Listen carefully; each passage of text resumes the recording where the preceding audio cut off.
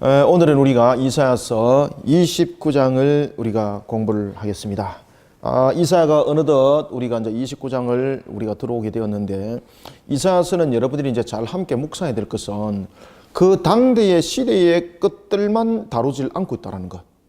특히 이사야서는 이 예언적인 부분들이 BC 586년에 멸망의 사건도 다루고 있고요. 그리고 난 뒤에 그들의 바벨론의 회복에 관해서 또한 그 내용들 BC 516년의 사건도 다루고 있는가 하면은 우리 이 시대에 일어날 그 현상들, 사건들, 그런가 하면은 지금으로부터 약 한 2010년 전에 있었던 약 한 2000년 전에 있었던 예수님의 십자가 사건, 이런 내용들 뿐만 아니라 장차 임할 종말의 사건들을 함께 다루고 있는 것이 이사야서라고 우리가 볼 수가 있겠습니다. 그래서 이사야서 66장은 굉장히 중요하다.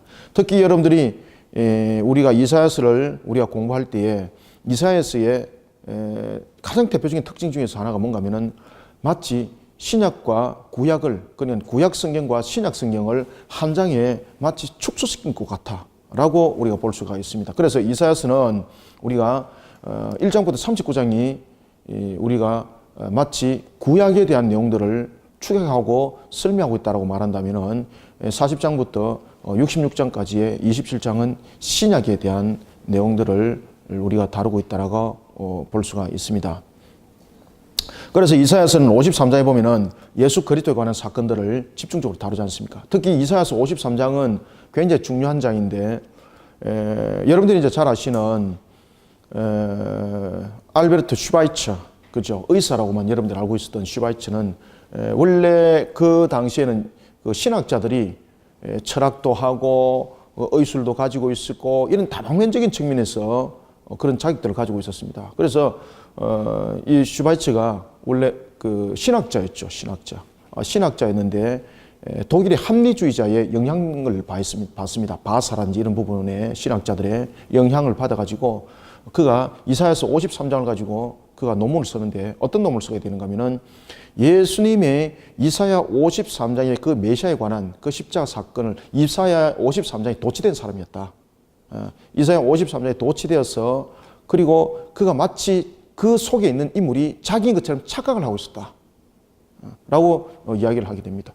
그리고 예수님의 제자들은 하나의 그 좀 정신적으로 좀 질환이 있는 자들, 그래서 예수님의 부활 사건은 자신들의 환상 속에서 일어난 것이다, 있지 않았던 사건이다 라는 것들을 이야기를 하면서 예수님의 제자들을 후리치기도 합니다.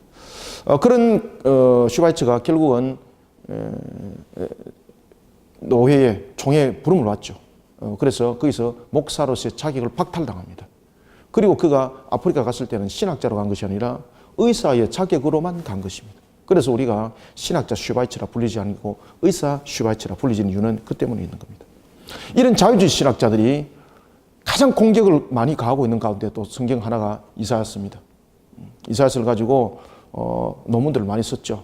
메시아에 관한 것들을 쓰면서 예수님의 인성과 신성을 많이 거부하기도 하고, 신성을 거부하기도 하고, 인성을 거부하기도 하고, 가연설적인 그런 측면도 좀 이사야 속에서 이런 내용들이 등장을 하고 있습니다. 따라서 우리가 오늘도 이 이사야서를 공부를 하면서 이러한 부분들을 깨닫고, 그래서 우리가 하나님의 말씀에 이 본인의 모습 속에 바로 세워져서 나갈 때 절대 격길로 가지 않는 그런 성경 공부가 되기를 원합니다. 특히 오늘 이사야서 29장은 우리가 이사야서 29장 3장은 우리에게 중복된 내용들을 다루고 있는데, 그것은 뭔가 하면은 예루살렘의 문제입니다. 29장에서는 예루살렘에 관해서 문제를 다룰 때에 어떤 문제 단어가 특별하게 등장하는가 하면은 아리엘이라는 단어가 등장합니다. 아리엘. 여러분, 아리엘이 무슨 뜻일까요, 여러분들요? 엘 그러면은 여러분들이 그 일반적으로 너무나도 이제 머릿속에 와 닿는 것. 엘 그러면 뭐예요? 엘. 하나님이죠, 하나님. 그죠? 여호와. 여호와 우리 주 하나님. 그러면 아리는 무슨 뜻일까? 아리는 이게 이제 그 사자라는 뜻을 가지고 있습니다. 사자. 그러면 이제 아리엘이라는 것은 결국 여러분 합성을 하는 것을 우리가 알 수가 있습니다. 이 아리엘을 어디를 비유를 하고 있을까요? 예루살렘을 아리엘이라고 계속해서 29장이 그 내용들을 설명하고 있습니다. 따라서 이 29장은 바로 이러한 예루살렘에 대한 심판과 구원을 다루고 있는 것이 바로 제29장의 내용이 되겠습니다. 아시겠죠? 그래서 제29장은 예루살렘의 심판과 구원이다. 그러면은 예루살렘은 왜 심판을 받을 수밖에 없었는가? 그의 모습은 여러분 처음에 그들의 모습들은 아리엘, 예루살렘. 이 예루살렘의 모습이 아리엘이라고 특히 29장에서 이 내용들을 계속해서 여러분 강조를 하고 있습니다. 1절부터 보십시오. 1절부터 보면은 1절부터 계속해서 아리엘이라는 단어를 의도적으로 좀 쓰고 있죠. 그리고 그 1절에서 보면은 7절까지 계속해서 아리엘이라는 단어를 의도적으로 쓰고 있습니다. 이것은 의도성을 가지고 있는 겁니다. 그러면은 여기서 왜 아리엘이라는 단어를 그들이 쓰고 있을까라는 것입니다. 원래 예루살렘은 어떤 곳이었다는 것입니까? 정말로 하나님의 위엄이 있고 그런가 하면은 정말로 하나님의 다스림이 있는 그런 아름다움과 그런 강력함과 그런 위용이 있는 그런 예루살렘이었는데 이런 예루살렘이 어떤 모습이 됐는가 하면은 이제 슬픈 아리엘이 됐다는 이야기입니다. 정말로 기쁘고 그리고 하나님의 정말로 화평함이 가득 찬 그런 아리엘이었는데 그래서 이 아리엘이라는 단어를 통해서 지금 의도적으로 그 내용들을 설명하고 있는 겁니다. 그런데 그것이 완전히 잃어버린 아리엘이 됐다는 이야기입니다. 하나님께서 예루살렘이라는 곳을 이스라엘에게 허락할 때는 다윗을 통해서 언약의 가나안 땅에 대한 마치 마지막 정복 전쟁의 성취와 같은 그런 내용들을 하나님께서 풀어나가는 측면에서 다윗에게 예루살렘을 허락한 것 여러분들 아시죠? 여부수 족속들이 그 땅을 차지하고 있었습니다. 그 당시에 이 그 예루살렘이라는 것은 국경이 바로 유다 지파와 그리고 베냐민 지파의 이 중간 사이에 끼어 있던 하나의 틈과 같은 그런 지경이었습니다. 그러다 보니까 제일 처음에는 유다가 이 예루살렘을 점령을 했고 점령을 한 다음에 이들이 그 예루살렘을 이제 철수를 하게 되는 거죠. 왜냐면은 이 땅이 베냐민 땅이지 않습니까? 그런데 베냐민 지파가 이 땅을 다시 장악을 하기 위해서 가만 보니까 그 속에 누가 있었습니까?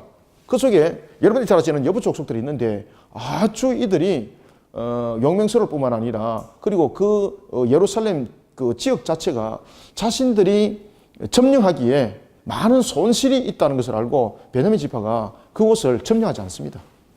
회피해버립니다. 그러면서 여러분들이 잘 아시는 것처럼 제1대 초대 왕이 누구였습니까? 사울이었지 않습니까? 베냐민 지파 속에서 나왔지 않습니까? 그럼에도 불구하고 예루살렘을 자신들의 기업을 회복시키지 못합니다. 그때에 여러분들이 잘 아시는 것처럼 헤브론에 있던 다윗이 이제 이스라엘의 남과 북을 다스리는 측면에서 그 수도를 마련할 때에 그 수도를 예루살렘으로 정하게 되는데 여기가 수도입니다라고 말하지 않죠. 제일 먼저 여부스 족속에 있는 그 예루살렘을 하나님의 언약의 회복을 위해서 갑니다. 왜냐하면 그 당시에 여러 가나안 지경이 하나님의 지경이 자신들이 주어졌던 이 지경 자체가 이 기업이 중간이 마치 노른자이가 다른 주인이 차지하고 있는 것처럼 이런 모습을 취하고 있는 겁니다. 그래서 다윗이 이 예루살렘을 치러 간 것들은 뭔가 하면은 가나안에 관한 하나님의 언약의 성취를 위한 것이었습니다. 그러니까 하나님이 아주 기뻐하는 거죠. 그때 다윗이 예루살렘을 치러 올라갈 때에 그 여부수 족속들이 내리다 보면서 뭐라고 말합니까? 우리 성에 절름발이도 누구를 당해서 이길 수 있다. 다윗 네 정도는 이길 수 있다. 라고 할 정도로 자신들은 여러 가지 측면에서 유리한 조건들을 가지고 있었습니다. 그런데 그러한 여부수 족속이 있던 예루살렘을 다윗이 여러분이 잘 아시는 것처럼 마치 그 특수부대들을 형성해서 그 성을 쳐버립니다. 그때 하나님의 능력으로 하나님의 이름으로 그 성을 치게 됩니다. 그리고 그가 예루살렘을 치고 난 뒤에 어떻게 합니까? 예루살렘을 치고 난 뒤에 그가 제일 먼저 했던 것들이 뭔가 하면 12지파를 모으는 것이었습니다. 아시겠습니까? 그리고 또한 이 예루살렘을 그가 수도로 삼습니다. 그리고 특히 예루살렘은 여러분들이 잘 아시는 것처럼 북이스라엘의 지파들이 핵심을 이뤘던 그런 사울의 그 지파들의 하나의 기업이었던 것입니다. 그곳을 다윗이 회복을 시키고 그곳을 수도로 삼는 거예요. 굉장히 의미가 있죠. 헤브론을 삼는 것이 아니라, 헤브론을 수도로 삼는 것이 아니라, 그런 모습 속에 자신이 하나님의 언약의 성취를 위해서 달려갔던 그런 예루살렘. 그러면서 그가 12지파를 하나로 묶는 측면에서 언약궤를 어디로 옮깁니까? 예루살렘으로 옮기잖아요. 그런 예루살렘. 그래서 그런 예루살렘을 하나님께서 뭐라고 불렀다? 아리엘이 불렀다는 거예요. 아리엘. 그런데 이런 아리엘이 이제 어떤 모습이 됐는가? 이런 아리엘이 이제 하나님께서 말씀하십니다. 이 아리엘이 이제는 무너진 아리엘이 될 것이다. 언약을 회복하기 위해서 다윗을 통해서 하나님께서 성취를 통하여 이스라엘에게 진정한 기쁨과 그리고 완전한 정복전쟁의 승리에 대한 그러한 이미지를 준 것이 예루살렘이었다면 이제 예루살렘은 이스라엘 백성들이 하나님과의 언약을 파기했던 하나님께 상처를 준 하나의 지역이 되었고, 그래서 하나님이 볼 때에 이 아리엘이 이제 어떤 아리엘로 변한다는 겁니까? 슬픔의 아리엘이 된다는 이야기입니다. 아시겠죠? 그래서 이 예루살렘이 두 가지 성격으로 구분된다는 거죠. 첫 번째 예루살렘은 어떤 예루살렘이었습니까? 첫 번째 예루살렘은 하나님의 기쁨이 되는 예루살렘이었고, 그 다음에 두 번째 예루살렘은 하나님의 무엇이 된다? 슬픔이 되는 예루살렘이 되었다는 이야기입니다. 그래서 이 속에서 등장하는 것이 바로 아리엘이라는 단어가 딱 등장을 하는 겁니다. 자, 우리가 이제 보겠습니다. 자, 1절부터 4절까지 한번 읽어보겠습니다. 시작. 슬프다 아리엘이여, 아리엘이여, 다윗이 진친 성읍이여, 해마다 절기가 돌아오려니와 내가 아리엘을 괴롭게 하리니 그가 슬퍼하고 애곡하며 내게 아리엘과 같이 되리라. 내가 너를 사면으로 둘러 진을 치며 너를 애워 대를 쌓아 너를 치리니 네가 낮아져서 땅에서 말하며 내 말소리가 나직히 티끌에서 날 것이라. 내 목소리가 신접한 자의 목소리같이 땅에서 나며 내 말소리가 티끌에서 찌꺼리리라. 아멘. 지금 이 부분들은 이스라엘이 멸망을 당한 것이 아니라 앞으로 일어날 사건들에 대한 예언의 말씀입니다. 앞으로 일어날 예언의 말씀. 이 예언의 말씀이 주어지기까지는, 이 예언의 말씀이 있을 때는 북이스라엘도 건재했었습니다. 그런데 이 말씀이 선포되고 난 뒤에 약 한 10년 정도, 10년은 안 됐습니다만 약 한 10년 가까이 됐을 그때에 북이스라엘이 멸망을 당하고, 그리고 북이스라엘이 멸망당할 때에 북이스라엘의 멸망이 왜 당했는지를 예루살렘은 봅니다. 예루살렘. 그런데 그들이 그것을 보면서도 오늘 이 말씀대로 슬픈 아리엘이 되는 겁니다. 이 슬프다는 것은 뭔가 하면은 하나님의 언약을 성취하기 위해서 다윗이 했던 그 기쁨이 아니라 하나님을 떠나버리는 모습이 되는 거예요. 예루살렘이. 그러면 하나님이 떠나는 모습이었다는 건 무엇은 속에 그들이 담겼다는 이야기입니까? 그 내용들을 이제 설명을 쭉 29장 3장이 설명해 나오고 있습니다. 뭔가 하면요, 우상 숭배와 언약을 맺는 모습이 됐다는 겁니다. 그러니까 하나님을 떠난 모습이 되니까 슬픈 아리엘이 되는 거예요. 언약의 성취를 통해서 언약의 성취를 이루고 이스라엘을 하나로 만들어가고 그것을 하나님의 언약의 관점 속에서 하나로 묶어갔던 그 시대에, 다윗의 시대에 하나님이 얼마나 기뻤나 말입니다. 그런데 지금의 이 모습 속에서 드러나고 있는 것은 뭔가 하면은 하나님을 배반하는 일에 예루살렘이 앞장서는 모습이 됐던 겁니다. 그래서 1절이 그 이야기를 하는 겁니다. 슬프다 아리엘이여. 아리엘은 어디라고요? 예루살렘을 뜻한다. 그래서 아리는 사자를 말하고 있고 엘은 예루살렘을 말하고 있다. 그러면 이 아리엘이라는 것을 단어를 합치면 어떤 의미를 가지고 있습니까? 화려하고 위용이 있고 그런 강력한 예루살렘. 아시겠죠? 하나님의 임재함이 있던 그런 강력한 예루살렘. 그 어떤 대적들도 침범할 수 없었던 그런 하나님의 임재함이 있던 강력한 아리엘, 예루살렘. 그 예루살렘이 어떻다는 이야기입니까? 슬프다는 이야기죠. 왜 그렇습니까? 하나님의 임재함이 떠났다는 이야기죠. 왜 임재함이 떠났습니까? 그들이 하나님을 버렸기 때문이죠. 그래서 이제 그들이 우상 숭배로 인하여서 영적 무지에 따른 우상 숭배로 인해서 그들이 이제 무너짐을 당할 것인데 그 무너짐을 당한 속에서 우리에게 들려주는 하나의 음성이 있습니다. 그러면 하나님은 그것을 무너뜨리고자 하는 부분에 대해서 하나님은 어떻게 하셨는가? 하나님이 허락하셨다는 겁니다. 바로 그 내용들은 이제 뒤에서 다루고 있는데 어떤 내용인가 하면은 영적 무지 속에서 하나님을 보기를 원치 아니한 자들에게 하나님은요 어떤 것들을 그들에게 허락하시는가 하면은요 마치 대적들이 목마른 자와 같이 그들을 풀어서 그 땅을 장악을 하도록, 그들을 징벌하도록 하나님은 허락하신다는 겁니다. 그 과정을 통해서 이스라엘을 다시 깨우쳐서, 다시 깨닫게 해서, 다시 회개시켜서 돌이키게 한다는 겁니다. 그 내용을 29장이 다루고 있습니다. 그래서 29장은 전체적으로 내용이 예루살렘의 심판과 구원을 다루고 있는 것입니다. 자, 2절도 보십시오. 내가 아리엘을 괴롭게 하리니. 아리엘을 왜 괴롭게 한다는 이야기죠? 하나님이 이제 아리엘을 괴롭게 한다는 것은 이스라엘이 죄로 인하여서 그들의 모습을 깨달아 알지 못하는 그들 모습 속에 하나님께서 이제 징벌을 한다는 이야기입니다. 괴롭게 한다는 이야기는. 그때에 이제 역사 속에서 이제 어떤 일들이 벌어지게 되는가 하면은 바로 아수르를 통해서 포위하는 사건들이 일어나게 되는 겁니다. 지금 이 사건은 이제 완전한 멸망 사건을 다루고 있는 것이 아니라 일종의 아수르에 의해서 이스라엘이 포위를 당하게 되는 사건들이 일어나게 되는데, 그 문제들도 여러분들 어떤 시대에 이 문제들이 이제 일어나게 됩니까? 그 문제들도 여러분들 잘 아시는 것처럼 히스기야 시대 또 이 문제들이 일어나게 되는 거죠. 아시겠습니까? 그래서 이 예언이 있고 난 뒤에 히스기야 시대에 또한 이 사건들이 동일한 역사적인 사건이 일어납니다. 그리고 난 뒤에 하나님께서도 예언의 말씀을 하십니다. 그리고 진치고 있는 이 아수르를 하나님의 신앙으로 회복되어서 여호와 앞에 엎드린 그들을 하나님께서는 어떻게 응답하시는가? 이 예루살렘을 18만 5천이 둘러쌌던 예루살렘 군사들을 하룻밤에 그냥 아작내버리고 썰어버리는 것으로서 응답할 것이라는 것을 오늘 29장이 다루고 있습니다. 그 사건이 언제 일어난다고요? 히스기야 시대에 일어납니다. 히스기야 시대 때.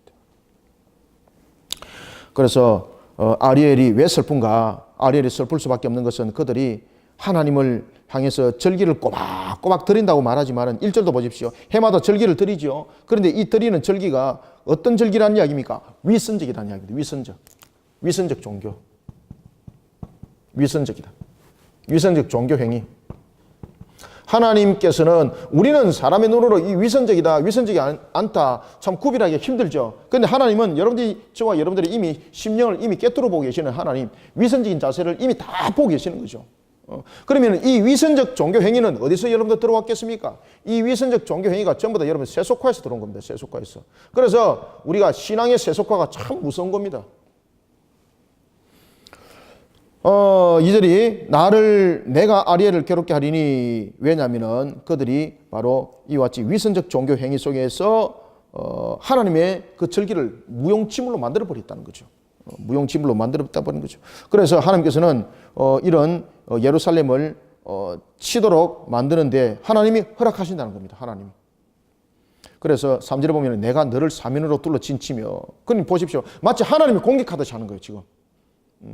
하나님이 안에도 계시고 밖에도 계시고 이런 것이 아니라 하나님의 언약궤가 예루살렘에 있음에도 불구하고 하나님과의 관계의 설정적인 측면에서 이런 오늘도 나타나고 있는 위선적 종교 행위 속에서는 하나님의 임재함이 없다는 이야기입니다. 이것은 마치 우리로 하여금 무엇을 다시 한번 돌이켜보도록 하는가 하면은 엘리 제사장의 두 아들이 있던 홈리와 비나스 사건 아시죠? 홈리와 비나스가 언약궤를 들고 전쟁에 나가면은 자신들은 무조건 이길 줄 알았습니다. 그때에 이스라엘 진영과 블레셋 진영에서 완전히 상극관계 나누짐이 있었죠. 이스라엘 진영에서는 한호성이 들렸었습니다. 야, 이제 우리의 여호와의 신이 우리에게 진에 들어왔다. 이제 이 전쟁은 이겼다라고 할 때 블레셋은 어떻게 생각했습니까? 블레셋은 곡을 하고 있었다니까요. 왜? 여호와의 신이 어떤 분인가를 알고 있었기 때문에. 이제는 그들의 신이 그들 진영에 들어왔으니 우리는 이제 졌구나, 죽었구나. 그때 블레셋은 어떻게 말하는가 하면 유언을 남기도록 합니다.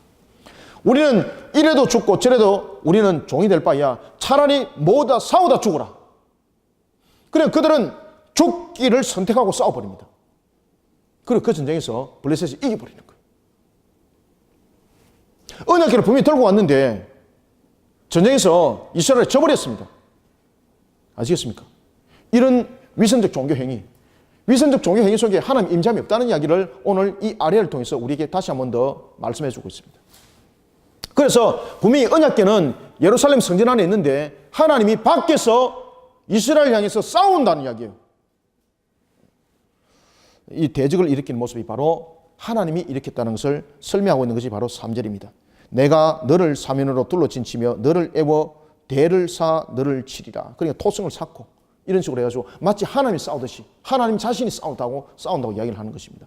예루살렘을 향해서 하나님이 왜 싸웁니까? 그들의 모습이 멋있기 때문에 세속화 속에서 그들이 위선적 종교 행위 속에 그들이 물들어 버렸습니다. 그래서 이것을 우리가 우상화라 말하는 것입니다. 이들이 이 속에 우상화가 일었을 때에 이미 이들은요, 이 당시에도 여러분 조로아스터교에 대한 그런 형성들이 다 있었거든요. 그런 모습들 속에 다 젖어들어 있었습니다. 에스겔서도 여러분 보시면은, 에스겔서도 보면은 어떤 이야기를 하고 있는가 하면은 그 당시에 그발 강가에 있을 때에 하나님께서 에스겔에게 환상을 보여줍니다. 그때 환상을 보여줄 때 이스라엘의 모습이 어떤가 환상을 보여주는가, 이스라엘 백성들이 그 당시에 이제 조로아스터교 속에서 이제 있었던 그런 형성 속에서 이 나무 가지를 가지고 이렇게 비는 기도들이 있었거든요. 그런 기도를 이스라엘 백성들이 어디서 하는 거 아십니까? 성전에서 하는 걸 보는 거예요. 하나님께서 그 환상을 보여주는 거예요. 그래 하나님께서 에스겔서를 통해서 북문을 보여주는데, 북문은 그 당시에 성전과 궁전이 연결되는 문이었습니다. 그런데 놀랍게도 그 북문에 무엇이 있는가 하면요, 우상의 숭배, 강력한 숭상의 형상이 그 북문에 있는 형상을 보는 거예요. 그게 어디에 있었다고요? 그게 성전에 다 있는 거예요. 오늘도 본문 속에서 그 내용을 이야기를 하는 겁니다. 그러니까 하나님 자신이 지금 예루살렘을 쳐버리는 거예요, 지금. 그래서 4절도 네가 낮아져서 교만한 자를 하나님께서 낮추시는 거죠. 네가 낮아져서 땅에서 말하며 네 말소리가 나직히 티끌에서 날 것이라. 네 목소리가 신접한 자의 목소리 같이, 딱 그 얘기를 하잖아요. 신접한 자의 목소리 같이 땅에서 나며, 이것은 그 당시에 여러분들 그 영매라든지 무당들이 죽은 자의 말을 이렇게 대신해서 중얼거리는 이런 것이 있었거든요. 지금 그 내용을 설명하고 있는 겁니다.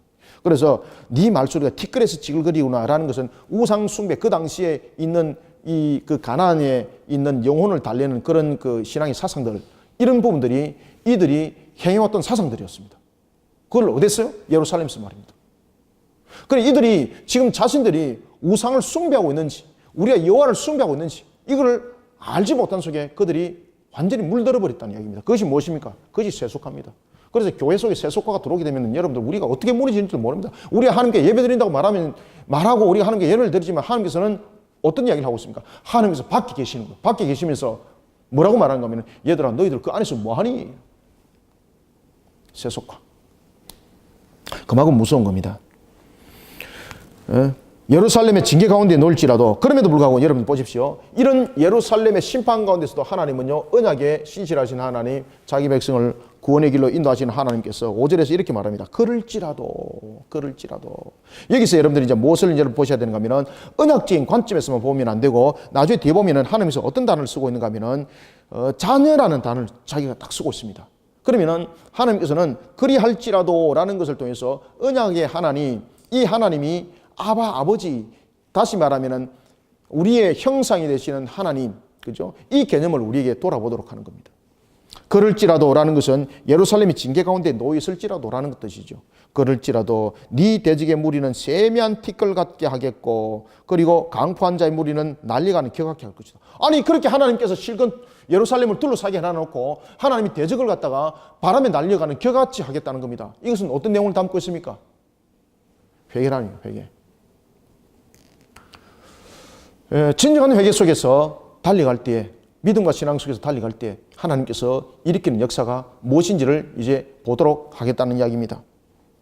그래서 5절은 히스기야 시대에 18만 5천이, 여러분들 잘 아시죠? 18만 5천이 그 하루 저녁에 그냥 축복 낙엽처럼 쓰러져 버렸던 사건, 그 사건에 대한 하나의 예견적인 측면의 예언의 말씀이라 우리가 볼 수가 있겠습니다. 그래서 아수르가 이제 대적들이 진을 치고 그 모습이 마치 예루살렘을 무너뜨릴 것과 같은 그런 모습이었고, 그들의 모습이 얼마나 또한 위용이 당당했는지, 정말로 그들에게 바늘 하나도 우리는 뺏을 그런 능력이 없을 것처럼 보였는데, 그럴지라도 하나님이 하룻밤에 어떻게 한다는 이야기입니까?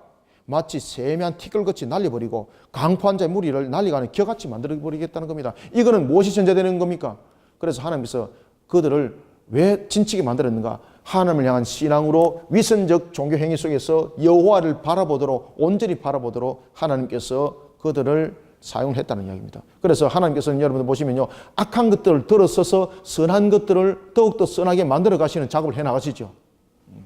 하나님께서 여러분 창세기에서 보면은 왜 부정한 짐승을 뒀다고요? 정한 짐승을 더욱더 간건케 생육번성 충만하기 위해서 필요한 것들이 바로 부정한 짐승이었습니다. 지금 우리가 이 시대를 살아나가는 또 마찬가지예요. 우리의 모습 속에서, 모두 정결한 모습 속에서 우리가 있으면은 모든 것들이 다 아름답게 만들어져 나갈 것 같지만은 그렇지 않죠. 공중의 권세자가 있기 때문에 이 공중의 권세자를 통해서 우리로 하여금 더욱더 침노하게 만드는 것도 또한 우리의 신앙의 경각심을 통해서 우리를 더욱더 하나님을 향하여서 엎드리게 만들고 여호와를 향한 신앙으로서 나갈 수 있도록 만드는 하나의 조건이 또한 되는 거죠. 그래서 하나님께서는 하나만 통해서 허락함이 아니라 하나를 통해서 이미 2개, 4개를 계획하고 있다는 사실입니다. 십자가 사건도 보십시오. 십자가 사건은 마귀의 입장에서 봤을 때는 예수를 죽임으로써 자신이 승리한 줄 알았었습니다. 그런데 하나님께서는 그 뒤밀에 무엇을 준비하셨습니까? 우리의 죄의 죽임을, 그리고 또한 부활을 준비하신 거예요. 아시겠습니까? 이런 것들을 마귀가 알지 못했다는 겁니다. 6절에 보면 만군의 여호와께서 우리가 6가지를 말하고 있습니다. 무엇과? 첫 번째 우레, 두 번째 지진, 세 번째 큰 소리, 네 번째 회오리 바람, 다섯 번째 폭풍, 여섯 번째 맹렬한 불꽃으로 그들을 징벌하실 것이다. 누구를? 이스라엘을? 아니죠. 대적들을. 그러니까 하나님께서 우리에게 원하는 것은 우리의 강력함이 아닙니다. 우리의 신앙의 회복을 말하고 있습니다. 오늘도 저와 여러분들이 하나님을 향해서 달려갈 때, 이 땅을 향해서 우리가 나아갈 때 정말로 우리에게 필요한 것은 여호와의 신앙으로 우리를 바르게 세워 나가는 것입니다.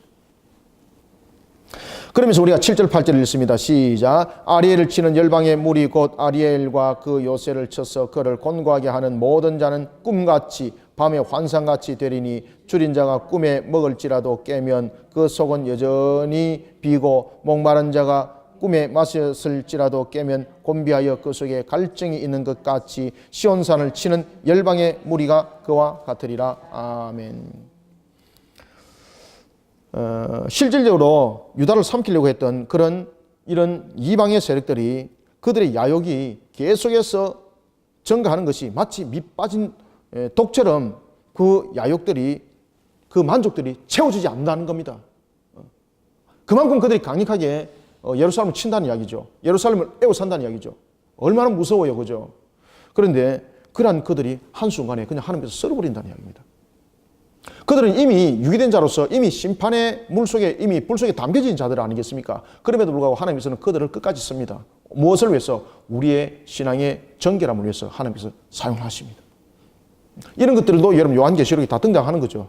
그죠? 요한계시록에 다 등장하는 내용들을 우리가 볼 수가 있습니다. 그래서 요한계시록에 보면은 하나님의 택한 백성 가운데서 가장 강력한 그들, 복음을 통해서도 내가 알지 못하노라 라고 했던 자 속에도 하나님의 택한 백성이 있다 그랬죠. 그들을 하나님께서는 7번째 나팔장을 통해서 그들을 불러 모으죠. 그때에 42달의 황충의 날이 함께 일어나죠.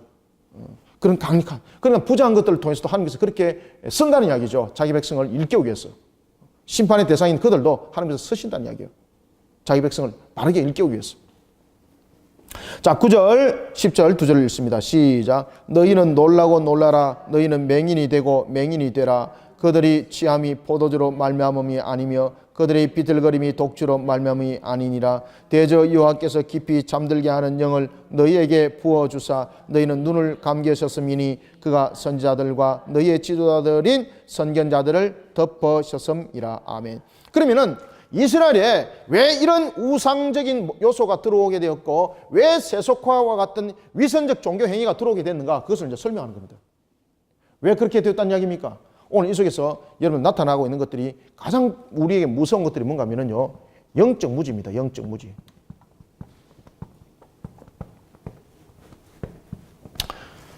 오늘 보면은 여러분들 포도주가 문제가 아니라고 말하고 있습니다. 독주가 문제가 아니라고 말하고 있습니다. 무엇이 문제인가 하면은 포도주로 말미암도 아니고 독주로 말미암도 아니라는 거죠. 그러면 그들이 왜 이런 신앙소에서 삐뚤거리고 신앙소에서 격기로 가는 개걸음을 치게 되었는가? 무엇 때문이라고 말하고 있습니까? 처음부터 그들이 독주고 포도주가 문제된 것이 아니죠. 그들이 가장 크게 문제됐던 것은 뭔가 하면 영적 무지라는 겁니다. 영적 무지. 영적 무지 속에 그들은 독주를 마시게 되었고 영적 무지 속에 그들은 포도주에 취해서 개걸음을 걸었다 이 말입니다. 그러니까 가장 근원이 무엇입니까? 영적 무지가 가장 근원이었다는 이야기입니다. 그래서 우리는 포도주만을 가지고 이야기를 하고 있고 독주만을 말하고 있지 않습니까? 야, 이거는 잘못된 말씀이야. 너 이 잘못된 말씀 독주 먹으면 안 돼. 너 이 말씀 포도주에 돼야 되는데 너가 이것을 가지고 너의 욕망을 채우는 포도주의 말씀이 되면 안 돼. 요거 가지고 따지지 말라는 이야기입니다. 이것까지는 아는데 이걸 왜 마셨는가 이 말입니다. 뭐 때문에 마셨습니까? 알고 마셨습니까? 모르고 마셨습니까? 모르고 마셨더라는 겁니다. 그럼 그 속에서 무엇이 가장 큰 문제가 됐기 때문에 그 독주와 포도주를 마시게 되었는가? 영적 무지였다는 겁니다. 그러면은 우리가 영적 무지한 자가 되지 않기 위해서는 우리 스스로 무엇이 필요한가? 영적 무지함이 우리 속에 일어나지 않기 위해서는 우리가 영적 성찰이 필요합니다. 영적 성찰. 그러면은 우리가 영적 성찰을 통해서 우리가 반드시 바로 알아야 될 것은 뭔가 하면요, 바른 말씀과 바른 교리입니다. 아주 중요한 겁니다. 그래서 오늘도 딱 그 이야기를 하고 있습니다. 그래서 어떤 내용을 다루고 있는가 하면 10절에 보십시오. 너희의 지도자인 선견자를 덮어버렸다는 거죠. 선견자가 무엇입니까? 선견자. 선견자는 여러분들이 잘 아시는 것처럼 이상과 환상을 보는 자들이지 않습니까? 그러면 여기서 선견자라는 것은 하나님의 말씀을 온전히 전하는 자를 말하고 있습니다. 그러면은 그들이 왜 영적 무지에 이르는가? 그들은 스스로 자신들을 성찰해내지 못했기 때문입니다. 어떻게? 하나님의 말씀을 바르게 가르치는 그들을 묻어버리고 그들을 회피해버리고, 다시 말하면 여러분들이 스스로 열심히 하나님의 말씀을 배우려고 노력하고 이런 애쓰는 자세를 잃어버린 속에 영적 무지가 서서히 나를 덮어버렸다는 이야기입니다. 그런 속에 내가 무엇을 마셨더라? 그 속에 내가 독주 마시고 포도주 마시고 내가 세속화 되어버려가지고 결국은 내가 위선적 종교 행위하고 있는 것도 모르고 앉아있더라는 것입니다. 아시겠죠? 그래서 바른 말씀과 그리고 이 바른 교리 속에서 우리가 세워져야 되는데, 이 바른 말씀과 이 바른 교리 속에서 하나님께서 세우도록 선견자를 보냈는데 그들을 덮어버렸다는 겁니다. 이것이 문제가 됐다는 겁니다. 이것이. 그러니 우리에게 정말로 필요한 것들은 여러분 뭔가 하면요, 바른 말씀을 깨달아 알고 이 말씀 속에서 살아가는 것들, 말씀의 삶을. 이 내용 화면에 보입니까? 예. 바른 말씀을 깨닫고 그 말씀대로 우리가 바른 삶을 살아가는 것이 그만큼 중요한 거예요, 여러분들요. 그래서 우리가 영적 건강한 성도가 되어야 되는 것입니다. 선견자를 덮어버렸다. 그래서 10절, 11절을 별별로 딱 치놓았어요. 왜 그들이 슬픈 아리엘이 됐습니까? 이제 이유를 여러분들 하나님께서 설명하는 건지 아시겠죠? 왜 슬픈 아리엘이 됐는지. 다른 문제가 아니었죠. 왜 슬픈 아리엘이 됐는지. 이런 세속화를 이루어서 슬픈 아리엘이 됐는데, 그럼 그들이 왜 세속화가 됐는가? 딱 설명하죠. 어떻게? 영적 무지 속에 그들이 놓여있기 때문이다. 그러면 그들은 어떻게 해서 영적 무지 속에 놓여있었는가? 자신을 스스로 성찰하지 못했다. 그러면 어떻게 성찰하지 못했는가? 바른 말씀과 바른 교리 속에 그들을 세워나가지 못했다. 어떻게? 하나님께서 이미 선견자를 보냈습니다. 그리고 하나님께서 오늘도 우리에게 이제 주시는 말씀 속에 11절 보십시오. 11절도 보면은 하나님께서 계시의 책으로 줬습니다. 그죠? 계시라는 것은 열어줬다는 이야기죠. 하나님께서 계시의 말씀을 줬는데 그들은 어떤 말씀으로? 하나님께서 주신 계시의 말씀을, 계시를 그들은 봉한 말씀으로 만들어버린 거. 봉한 말씀으로. 봉한 말씀으로 닫아버렸다는 거죠. 이 계시의 말씀은 하나님께서 열어주신 말씀인데, 이 열어주신 말씀을 그들은 봉한 말씀인 말씀을 닫아버립니다. 닫아버림. 왜 닫아버렸습니까? 그래서 우리가 여러분들요, 이 바른 말씀을 배우고 그리고 또 바른 말씀 속에서 우리가 살아가기를 힘쓰는 성도들이 되시기 바랍니다. 이 속에서 우리의 의지적 조건들이 반드시 필요해요. 그래야지 못하다 보니까 영적 무지가 와버린 거예요, 여러분들요. 이 무서운 겁니다. 영적 무지는요, 한순간에 갑자기 탁 만들어지는 것이 아니라 서서히 우리를 무너뜨리는데 아무 흔적도 없이 표도 없이 그냥 무너뜨려 버리는 거예요. 그래서 오늘도 우리가 바른 말씀을 우리가 배우기 위해서 이 자리에 우리가 나왔고, 그리고 또한 이 내용을 가지고 또한 공부를 하고 있는 우리 성도들이 그만큼 복된 자들입니다. 11절, 12절을 이제 함께 읽어보겠습니다. 시작. 그러므로 모든 계시가 너희에게 봉한 책의 말씀처럼 되었으니 수도. 그러니까 봉한 책의 말씀을 되었으니 그가 어떤 모습이 됐다는 겁니까? 영적 무지 속에. 그죠? 봉한 책. 봉한 책. 그런데 처음부터 봉한 책이었습니까? 어떤 책이었습니까? 처음에는 계시됐죠. 계시된 것을 그들이 덮어버린 거죠. 계시된 것을 그들이 덮어버리니까 무엇이 일어났습니까? 영적 무지가 일어났다는 거예요. 아주 논리정연하게 우리가 지금 이 문제들을 지금 접근하고 있는 겁니다. 자, 11절, 12절 다시 읽습니다. 시작. 그러므로 모든 계시가 너희에게 봉한 책의 말씀처럼 되었으니 그것을 그걸 아는 자에게 주며 이르기를 그대에게 청하노니 이를 읽으라 하면 그가 대답하기를 뭐라고 말합니까? 그것이 봉해졌으니 나는 못 읽겠노라 할 것이요. 12절. 또 그 책을 글 모르는 자에게 주며 이르기를 그대에게 청하노니 이를 읽으라 하면 그대가 대답하기를 어떻게? 나는 글을 모른다 할 것이요. 아멘. 그러니까 결국은 아무도 그 말씀을 깨닫지 못하더라는 겁니다. 그러면은 여기서 글 아는 자는 누굴까? 글 아는 자와 글 모르는 자 지금 나오고 있죠. 글 아는 자, 글 아는 자와 글 모르는 자 누굽니까? 여기서 그 당시에 여러분 글을 안다는 것은 아주 구별되어 있고 그 당시에 쉽게 말하면 지도계층이죠. 글을 아는 자는. 그래서 여기서 말하는 글을 아는 자라는 것은 바로 그 당시에 이 제사장들, 서기관들, 특히 이 제사장들 영적 세계에서 제사장들 영적 세계를 보면은 누굽니까? 제사장들.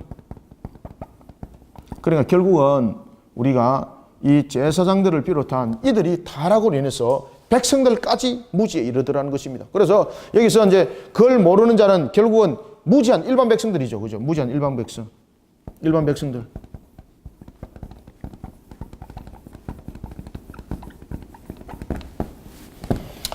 그러나 이와 같이 그걸 아는 자들, 영적으로 백성들을 바른 길로 인도해야 될 이런 제사장들이 이와 같이 영적 무지 속에 빠져버리니까 그들도 항상 바른 말씀 속에서, 바른 교리 속에서 자신을 날마다 여러분 성찰해 나가야 됩니다. 목사들도 여러분 마찬가지예요. 목사 한 번 되고 끝나는 것 아닙니다. 하나님의 말씀 가운데 바르게 성찰하지 못하면은요, 껍데기는 목사지만은요, 겉은 마귀와 똑같은 거예요, 여러분들요. 그러면서 뭐라고 말하는가 하면은, 이거는 하나님께서 봉한책이기 때문에 해석하면 안 됩니다. 무슨 그런 소리 하고 있어요. 하나님께서 여러분 성경 66권 가운데 우리로 하여금 해석하지 못하도록 한 책이 어디 있습니까? 다 열어주셨지. 그래서 이 봉한책입니다 라고 말하는 것은 그들의 한심한 영적 상태를 말하고 있습니다. 아시겠죠? 그래서 여기서 그걸 아는 자들이 봉한 말씀이다 라고 말한 것은 그들의 영적 상태를 말하고 있습니다. 영적 상태가 어떻는가?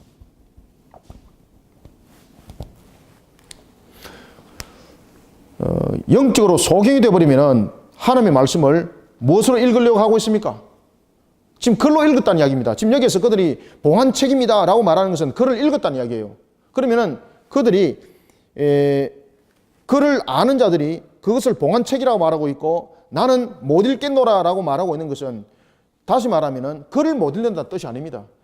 다시 말하면은 자기의 뜻대로 해석한다는 이야기예요. 그러면은 그 속에서 무엇이 잠식되어 버립니까? 진짜로 하나님의 뜻은 그들이 모르더라 이 뜻입니다. 이게. 그래서 오늘 11절의 이 말씀은 하나님의 뜻을 해석할 능력을 상실해 버렸다는 이야기예요. 하나님의 뜻을 해석할, 자신이 글을 읽기는 읽습니다. 그리고 자의적으로 해석을 하는데 하나님께서 주시는 그 정확한 뜻을 해석할 수 있는 능력은 잃어버렸습니다 이 말입니다. 누가? 영적 무지 속에 빠지면. 영적 무지 속에 빠져버립니다. 그러면 어떤 말씀만 전하게 되는 겁니까? 거짓 말씀만 전하게 되는 겁니다. 거짓 말씀만. 그러니까 여러분들요, 짐승의 밥이 되어가지고 적그리스도 같은 그런 모습 속에 자신들이 빠져있지만은 그것도 알지 못하면서 허황된 소리나 하고 앉아가 있는 거예요, 여러분들. 그러니 12절, 그를 모르는 자는 어떻습니까? 더하지 뭐. 하나님의 계시의 말씀을 깨닫지 못하는 그들, 심지어 그들에게는 무엇이 깨달아지지 않습니까? 하나님의 계시가 깨달아지지 않는데 그들에게 무엇이 깨달아지지 않습니까? 하나님의 은혜가 깨달아지지 않습니다. 하나님의 은혜. 여러분들요, 하나님의 계시가 깨달아지는 자는 하나님의 은혜를 깨달아지죠. 그런데 하나님의 계시를 알지 못하는 자는 하나님의 은혜를 안다 모른다? 하나님의 은혜를 모릅니다. 지금 딱 그 이야기를 하는 겁니다. 12절, 또 그 책을 글 모르는 자에게 주며 이르기를 그대에게 청하노니 이를 읽으라 하면 그가 대답하기를 나는 글을 모른다 할 것이라.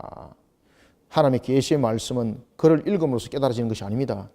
하나님의 은혜가 부어져야 깨달아집니다. 아시겠죠?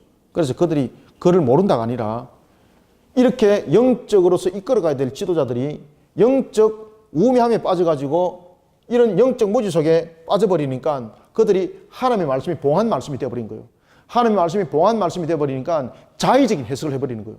자의적인 해석을 하다 보니까 진짜로 하나님의 은혜는 계시되어서 역사하는 하나님의 은혜는 가셔버리게 되는 것이고 그 속에 인본주의가 등장하게 되고 그 속에 사람의 어떤 성찰만이 등장하기 시작하게 되는 겁니다. 그러다 보니까 자연스럽게 백성들에게 주어지는 것은 하나님의 진정한 은혜는 없어지게 되는 것이고 그러다 보니까 자신들이 무엇을 만들어가기 시작합니까? 자신들이 어떤 또 다른 우상 숭배를 통해서 자신들의 결과물을 획득하려고 하는 이런 모습만 나타나더라는 것입니다. 이런 모습. 그래서 그걸 모르는 자들이라 이렇게 말하고 있는 것, 일반 백성들을 우리에게 말하고 있는 것입니다. 주께서 이르시되 뭐라고 말합니까? 13절 14절 읽습니다. 시작. 주께서 이르시되 이 백성이 입으로는 나를 가까이 하며 입술로는 나를 공경하나 그들의 마음은 내게서 멀리 떠났나니 그들이 나를 경외함은 사람의 계명으로 가르침을 받았을 뿐이니라. 수도. 그죠? 딱 나타나는 것이 무엇입니까? 사람의 계명. 사람의 계명은 무엇을 말하죠? 인본주의를 말하죠. 인본주의. 신본주의가 아니라 인본주의. 철저한 인본주의 속에 결국은 여러분 하나님의 은혜를 계시된 하나님의 은혜 속에 깨달아 알지 못하니까 사람의 계명이 등장하게 되고 사람의 계명 속에서는 철저한 인본주의가 나타나게 되고 이 속에서는 무엇이 사라지게 됩니까? 하나님의 은혜가 사라지더라는 거예요. 하나님의 은혜가 사라지더라. 그래서 사람의 계명이라는 것은 사람의 입으로 어떤 지정했던 한 유전들, 그러면서 여러분들이 이제 잘 아시는 그런 장로 유전과 같은 이런 것들이 이제 만들어지게 되는 거죠. 종교적인 행식, 행위들을. 예수님께서도 여러분들 우리에게 말씀했지 않습니까? 안식일은 누구를 위해서 있는가? 그런데 그 당시에 유대인들은 안식일을 자신들의 어떤 고유한 특권인 것처럼 만들어서 하나의 유전적인 측면을 만들었죠. 그것이 바로 사람이 만드는 계명들입니다. 인본주의가 그 속에 등장하는 겁니다. 그러면서 하나님은 이제 없어져 버리고 자신들을 하나의 제도적 그리고 규율적인 측면에서 묶어서 구별하고 그 속에서 자신들의 편을 가르고 높낮이를 가르고 이런 속에 선별을 하더라는 겁니다. 그 속에 선악을 그렇게 구별하더라는 것입니다. 놀라운 사건들이 벌어지는 거죠. 그래서 사람의 계명으로 가르침을 받았을 뿐이라. 14절에 있습니다. 시작. 그러므로 내가 이 백성 중에 기한 일, 곧 기하고 가장 기한 일을 다시 행하리니 그들 중에서 지혜자가 지혜가 없어지고 명철자의 총명이 가려지리라. 아멘. 형식적이고 틀에 박힌 그런 종교 행위로 여호와를 외적으로만 섬기던 그런 유다 백성들에게 하나님께서는 이 자신들이 가지고 있는 사상의 틀을 깨뜨려 버리기 위해서 또 다른 하나의 기한 일을 일으킬 수밖에 없었던 거죠. 그러면서 하나님은 그들에게 무엇을 원하고 있었습니까? 그 기한 일을 통해서 그들의 신비주의를 빠지는 것이 아니라 하나님의 말씀에 그들이 바로 쓰고 살아계신 하나님 그 말씀 안에 신앙들을 다시 세워나가기 위해서 하나님께서 기한 일들을 일으켰다는 이야기입니다. 그것이 여러분들 바로 18만 5천을 썰어버리는 사건들입니다. 자, 이제 15절부터 16절 두 절을 한번 또 읽어보겠습니다. 시작. 자기의 계획을 여호와께 깊이 숨기려 하는 자들은 화 있을진저 그들의 일을 어두운 데서 행하며 이르기를 누가 우리를 보랴 누가 우리를 알랴 하니 너희의 패역함이 심하도다. 토기장이를 어찌 진흙같이 여기겠느냐. 시험을 받은 물건이 어찌 자기를 지은 이에게 대하여 이르기를 그가 나를 짓지 아니하였다 하겠으며 비점을 받은 물건이 자기를 빚은 이에게 대하여 이르기를 그가 총명이 없다 하겠느냐. 아멘. 말 그대로 하나님을 무시하고 본인들이 하나님을 무시할 뿐만 아니라 하나님을 부인하는 그런 속에서 신성모독 행위가 지금 반복적으로 일어나고 있다는 거죠. 그것을 하나님이 지금 질타를 하고 있습니다. 그러면 그들이 왜 신성모독적인 행위가 일어났습니까? 무엇 때문에? 영적 무지 속에서 일어난 겁니다. 영적 무지 속에서. 그래서 영적 무지가 그만큼 무서운 겁니다, 여러분들. 그들이 지금 어떤 행위를 하고 있는데 행위 자체가 전부 다 신성모독적인 측면에서 하나님 앞에 두들겨 맞을 일들만 하고 있더라는 겁니다. 그런데 그들은 그것을 통해서 상받을 일인 줄 알고 있었습니다. 사도 바울이 여러분들 다메섹에 가서 깜짝 놀랐죠. 자신이 지금까지 해왔던 것이 하나님 앞에 두들겨 맞을 일만 했다는 것을. 그러면서 그가 정말로 낭만하고 절망하고 그러면서 오호라 나는 이제 죽었구나. 그죠? 그러면서 회개한 속에 주님께서 그를 회복시키고 다시 일으키죠. 그것이 바로 다메섹 사건 아니겠습니까? 자신이 열심을 해서 달려왔는데 영적 무지 속에 빠지니까 그것을 알더라 모르더라 모르면서 열심히 달려오는 거예요. 그러니까 주님한테 두들기 맞을 일만 한 거예요. 주님께 두들기 맞을 일만. 그것이 여러분 영적 무지입니다. 무서운 겁니다, 이게. 그 영적 무지가 누구로부터 지금 일어났습니까? 그걸 아는 자들로부터 여러분 일어났다니까요, 이게. 이 제사장들의 문제죠. 제사장들이. 15절도 보면은 이사야 선지자를 통해서 하나님께서 경고합니다. 그러면서 그렇게 경고함에도 불구하고 15절 보십시오. 그렇게 하나님께서 경고를 하는데 경고를 함에도 불구하고 이걸 듣고 그들이 지금 어디로 내려갑니까? 그래서 29장 30장 연결이 돼요. 하나님께서 이렇게 지금 경고를 하고 있어요. 영적 무지 속에 지금 빠져 있고 우리에게 진정적으로 필요한 것들은 뭔가 하면 압수로 같은 대군들이 우리에게 쳐들어올지라도 정말로 그 쳐들어오는 이유는 하나님께서 우리의 신앙을 보다 더 바르게 일으키기 위해서 하나님 자신이 지금 우리를 향해서 오고 있는 것인데 이것을 통해서 그들은 저 힘의 세력을 또 다른 힘으로 통해서 우리가 무찔러야 되겠다 하면서 이 지금 자신들의 영적 상태를 하나님께서 돌려주는 것을 듣고도 그들은 어디 가더라? 애굽으로 가더라. 지금 그 얘기를 하고 있는 겁니다. 그래서 영적 무지가 그만큼 무서운 겁니다. 그러니까 영적 무지 속에 사람의 계명만 등장하고 인본주의 속에서 하나님의 은혜는 가셔버리는 겁니다. 그러니 어떤 사람이 그럽니다. 우리가 예수 믿는 사람이 잘 살아야 되는데 예수 믿는 사람이 왜 이렇게 공고함이 많을까? 여러분들, 우리가 예수 믿는 조건이 잘 사는 것이 조건이 아니죠. 예수를 정말로 똑바로 믿게 되면은 세상 속의 사람들이 가난하게 우리를 보일지라도 하나님께서는 우리를 왜 가난하게 하신다고요? 가난하게 하는 이유가 있고 부하게 하는 이유가 있습니다. 그러면 그 속에서 항상 감사함의 신앙이 우리의 조건이 되어야 됩니다. 왜 가난하게 한다고요?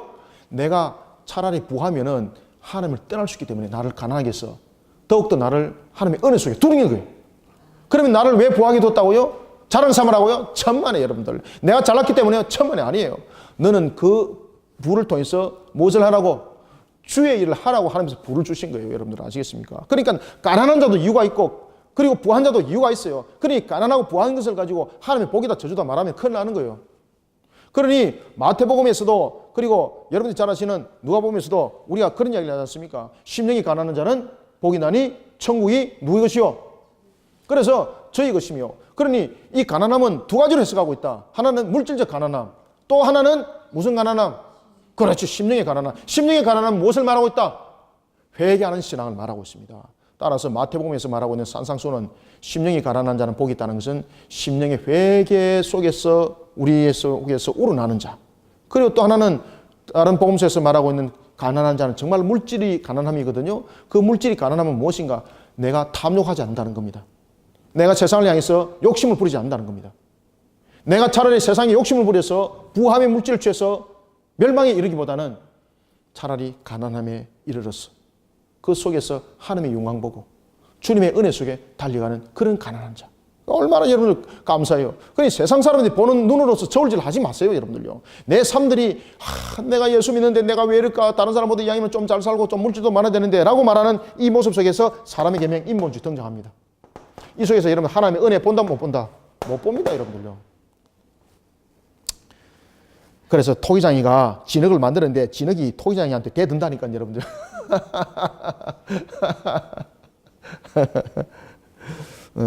그래서 하나님께서 우리에게 때로는 있게도 하시고 없게도 하시니까 그것 가지고 여러분들요 인생 걸지 마십시오.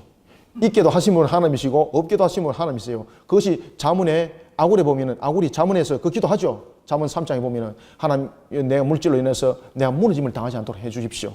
혹이나 내가 물질로 인해서 주님 모른다 하는 일이 없도록 해주십시오. 혹이나 내가 또 물질이 없어서 내가 도둑질하였어. 그래서 하나님의 영광 가리는 그런 일 또한 없도록 하십시오. 가난하도 마시고 부하게도 마시고 하나님께서 나에게 모든 필요한 것들을 이미 공급해 줄 다 믿습니다. 그러니까 여러분 우리의 주어진 현실 속에서 항상 하나님의 은혜를 바라볼 줄 아는 그런 신앙 속에서 우리를 여러분 세워나가시길 바랍니다. 그러면서 우리는 영적 무지를 이탈해야 되는 거예요. 그런 쪽에서 우리는 스스로 성찰하고 스스로 만들어가고 이 말씀을 우리가 바르게 알아야 되지. 예수 믿는데 여러분들 왜 가난해야 됩니까? 예수 믿는 사람들은 부자가 되어야 됩니다. 라고 이런 기복적 신앙 속에 우상 숭배적이고 샤머니즘 속에서 빠지는 그런 신앙을 불어넣어 주니까 여러분들 우리가 인본주의 사람의 계명 속에서 하나님의 진정한 은혜를 잃어버리고 오늘 이 이사야 29장의 사건이 터져버리는 거예요. 하나님께서 분명히 가르쳐주고 있는데 또 어디로 갑니까? 애굽으로 가는 일들이 일어나더라는 것입니다. 하나님을 무시하는 거죠. 아주 여러분. 그래서 여러분들요 오늘도 우리가 가난하게 하시는 하나님, 부하기도 하시는 하나님, 그 하나님은 항상 우리 속에 은혜를 베푸시는 하나님인 줄 믿으시기 바랍니다. 자 17절부터 21절 이제 읽습니다. 시작. 오래지 아니하여 스톱. 자 이제 하나님께서 이제 응답을 하시잖아요. 그래서 하나님께서 우리로 하여금 때로는 무너짐이 있게도 하시고 때로는 일어서게도 하십니다. 그런 속에 하나님은요, 우리를 절대 무너진 상태에 두질 않는다는 겁니다. 일으킨다는 이야기예요. 그런데 우리의 목적은 항상 일어나는 것만을 머릿속에 의식을 하고 있기 때문에 문제가 되는 거예요.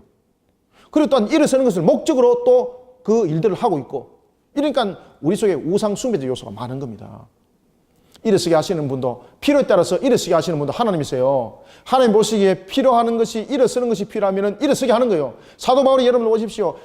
절대적으로 그가 간질병 속에 있었고 눈에 대한 그런 안질에 대한 문제가 있을 때 그가 얼마나 하나님께 구합니까? 그러니까 주님께서 뭐라고 말씀하십니까?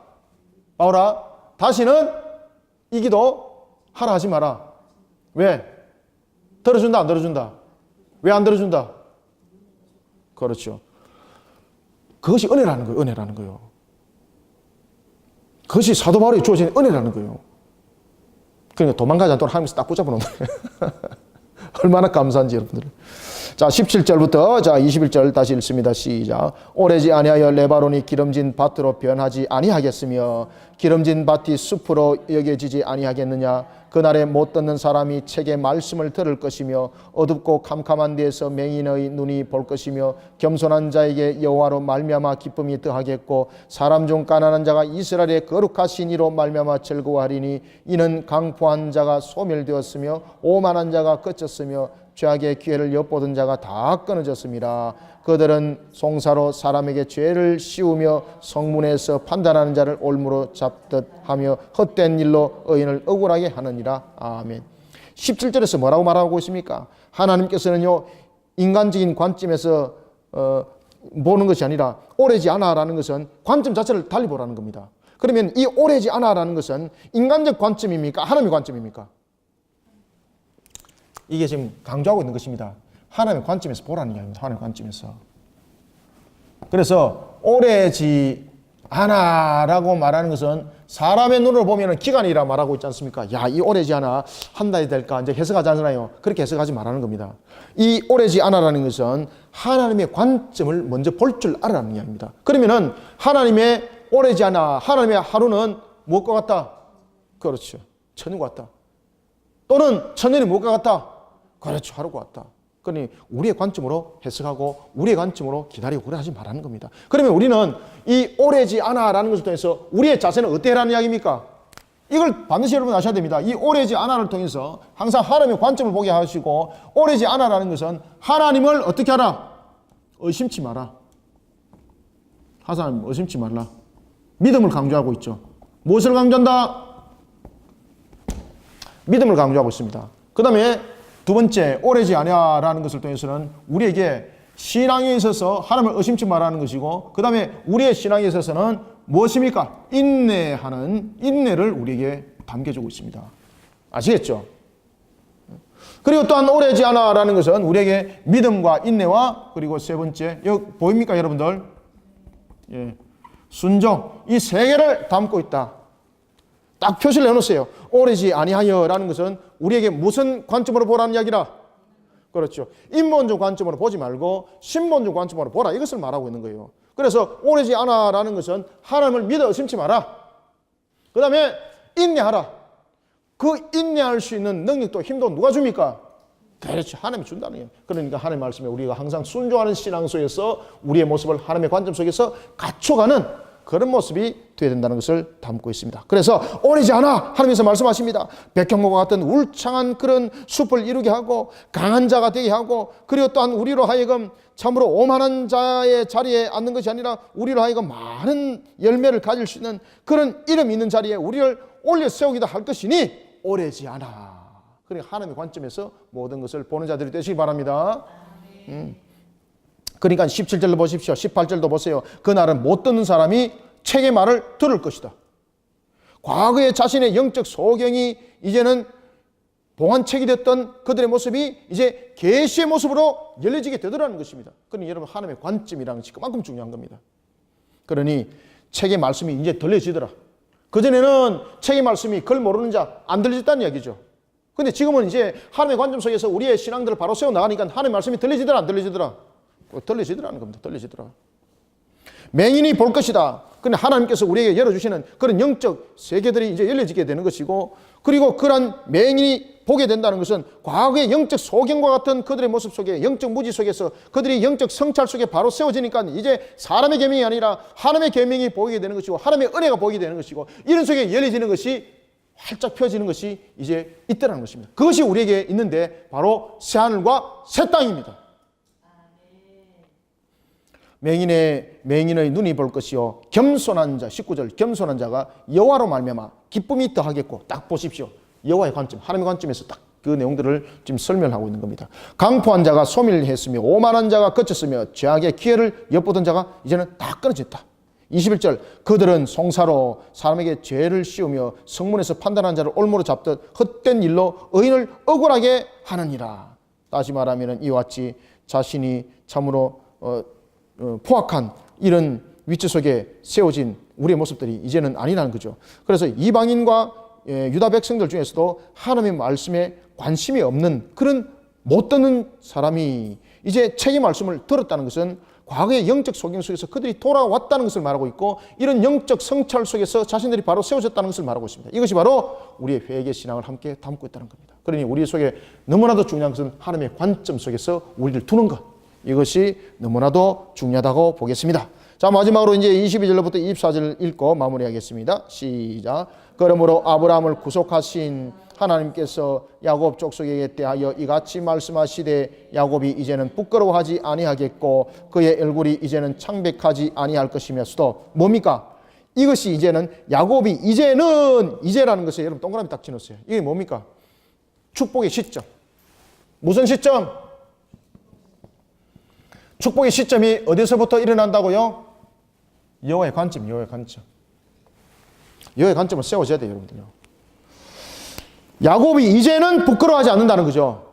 회복되는 시점을 말하고 있습니다. 축복에 대한 관점을 말하고 있습니다. 그러면 그 부분이 뭔가 하나님의 관점이에요, 하나님의 관점. 하나님의 관점으로 여러분을 세워줘야 되는 거예요. 그 속에 우리의 영적 무지는 우리의 영적 무지가 영적 밝음으로 나타나게 되는 것이고, 이런 위선적 세속화되었던 우리의 모습들이 또한 봉안책이 되었던 것이 이제는 계시의 책이 되고 열려지는 모습이 되더라는 것입니다. 그 시점을 말하고 있는 겁니다.